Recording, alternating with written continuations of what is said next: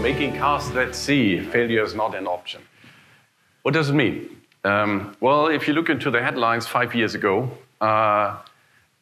many car companies had actually predicted in 2018 we are going to drive level 4, level 5 fully autonomously, 2018, last year. How many did that? So something is wrong, right? Let's look into this, not from the technical perspective, but from 3 dimensions. One is business case, the other one is technical feasibility, and the third one is what is the solution, actually? How are we going to get there? Yeah. What is actually feasibility to get there?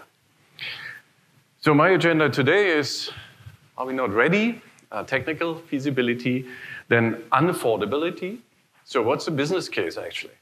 And we heard already, business case feasibility is tricky, right? And number 3 is not scalable.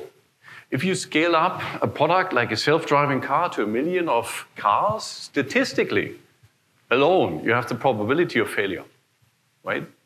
So let's look into the 3 topics here of my talk today. So are we not ready?